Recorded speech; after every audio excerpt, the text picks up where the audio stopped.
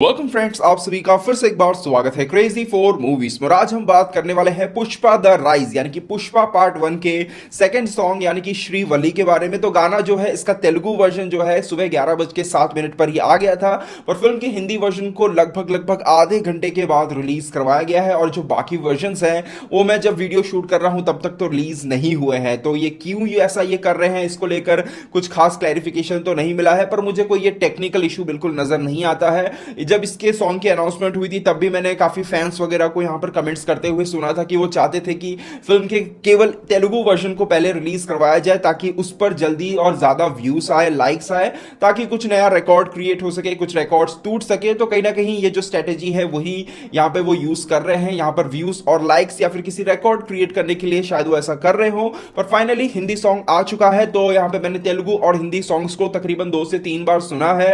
और गानों को सुनने के बाद एक चीज कहना चाहूंगा कि गाने की जो धुन है वो सही में बहुत ही प्यारी है। और साथ ही साथ उस धुन के अंदर जो हमें वॉइस सुनने को मिलती है सिड श्रीराम की और जावेद अली की हिंदी वर्जन के अंदर।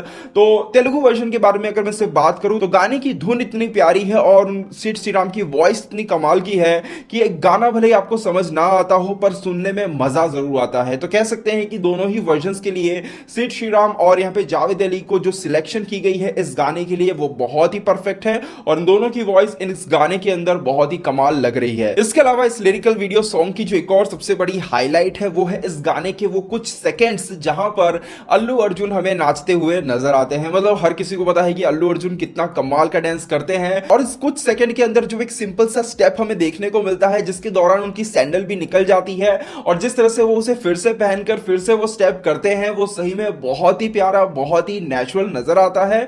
और एक चीज एक और जो यहाँ पे पूरी तरह से क्लैरिटी में आ जाती है वो ये है कि अब पुष्पा के टीजर को देखने के बाद, पहले सॉन्ग यानी कि दाको दाको मेका को सुनने के बाद या फिर उसके लिरिकल वीडियो को देखने के बाद और इस गाने के अंदर अल्लू अर्जुन के स्टेप्स को देखकर एक चीज तो कंफर्म हो चुकी है कि इस फिल्म के अंदर अल्लू अर्जुन का जो कैरेक्टर है यानी कि पुष्पा राज, तो पुष्पा राज के एक कंधे में कोई ना कोई प्रॉब्लम जरूर है जिसके वजह से उसका एक कंधा जो है वो पूरी तरह से फंक्शन नहीं कर पा रहा है। तो वो चीज यहां पर इस गाने में उनके स्टेप के दौरान हमें साफ साफ यहां पे क्लियर और कंफर्म हो जाती है। तो देखते हैं कैरेक्टर इस कंधे की प्रॉब्लम के साथ किस तरह से परफॉर्म करता है, किस तरह से इस कैरेक्टर को पेश किया जाता है। तो कैरेक्टर कहीं ना कहीं काफी इंटरेस्टिंग लग रहा है और इतने सारे सीन्स में उनको एक सीरियस रोल में देखने के बाद इस गाने में उनके चेहरे पर एक मुस्कान जो हमें देखने को मिलती है, जिस स्टाइल के साथ वो चश्मा पहनते हैं वो सही में बहुत ही कमाल का था। इसके अलावा बात करें हिंदी और तेलुगु वर्जन के कंपैरिजन की, तो मैं कहना चाहूंगा कि जो हिंदी वर्जन के जो लिरिक्स हैं उसके जो मीनिंग है वो लगभग सेम रखे गए हैं तेलुगु वर्जन के लिरिक्स से।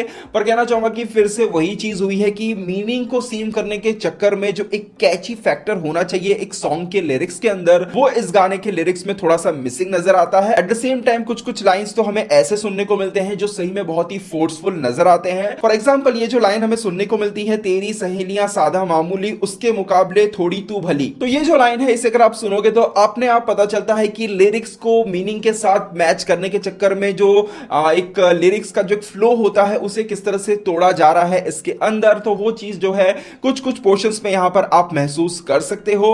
इसके अलावा एक और चीज कहना चाहूंगा कि जो मैंने नोटिस की कि यहां पर ये जो लिरिक्स के मीनिंग को सेम करने के चक्कर में कुछ बहुत ही खूबसूरत यहां पे उर्दू शब्दों का भी यूज किया गया है और कुछ पोर्शंस में वो जो उर्दू वर्ड्स हैं बहुत ही प्यारे नजर आते हैं। स्पेशली जब गाने की शुरुआत होती है वहां पर जो उर्दू शब्दों का इस्तेमाल किया गया है वो बहुत ही परफेक्ट और कह सकते हैं काफी कैची है। पर उसके बाद गाने के अंदर कुछ ऐसे पोर्शंस आते हैं जहां पर हो सकता है कि आपको भी वो शब्दों को या फिर उसके लाइंस के मीनिंग को समझने में थोड़ी सी दिक्कत हो सकती है। उदाहरण के तौर पे ये जो लाइन हमें सुनने को मिलती है कि रब जो पोशीदा है उसको निहारे तू और जो गर्विदा है उसको टाले तू, तो ये जो लाइन है वैसे अगर आपको उर्दू समझ नहीं भी आती है तो थोड़ा सा ध्यान दोगे तो आपको समझ आ जाएगी। या फिर जो पिक्चर हमें देखने को मिल रही है कि यहाँ पे जो श्रीवल्ली यानी कि रश्मिका है वहां पर मंदिर पे खड़ी है और अल्लू अर्जुन भी वहां पे खड़े हैं, तो ये लाइन के द्वारा यही कहने की कोशिश की जा रही है कि जो ईश्वर नजर नहीं आते हैं उससे तुम इतना प्यार करते हो और जो तुम्हारे सामने खड़ा है और तुम्हारे प्यार में पड़ा हुआ है उसको तुम इग्नोर कर रहे हो। तो इस लिरिक्स के जो मीनिंग है वो तेलुगु वर्जन में भी बिल्कुल सेम है और हिंदी वर्जन में भी बिल्कुल सेम रखे गए हैं। पर यहाँ पे जो उर्दू शब्दों का इस्तेमाल किया गया है हो सकता है कि कुछ लोगों को वो शब्द जो है समझ ना आए।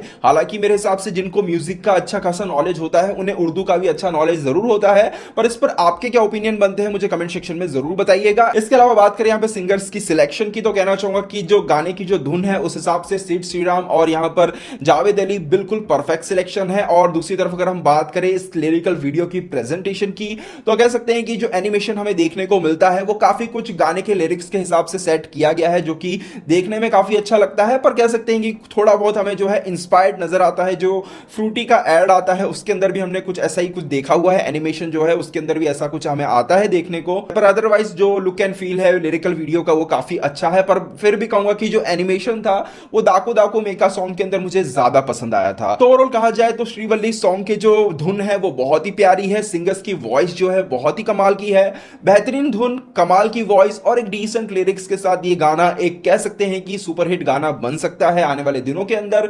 वैसे आपको कौन सा वर्जन ज्यादा पसंद आया हमें कमेंट सेक्शन में जरूर बताइएगा। मुझे पर्सनली तेलुगु वर्जन ही यहां पर फिर से पसंद आया है, क्योंकि मुझे फिर से यहां पर भी हिंदी वर्जन के जो लिरिक्स है वो थोड़े से फोर्सफुल नजर आ रहे हैं। वैसे आपके क्या ओपिनियन बनते हैं कमेंट सेक्शन में जरूर बताइएगा। तो यहीं तक था दोस्तों आज का हमारा वीडियो, उम्मीद करते वीडियो को पसंद आया होगा। वीडियो पसंद वीडियो को लाइक और शेयर जरूर कीजिएगा। मिलते हैं हमारे अगले वीडियो में, तब तक के लिए बाय बाय, टेक केयर।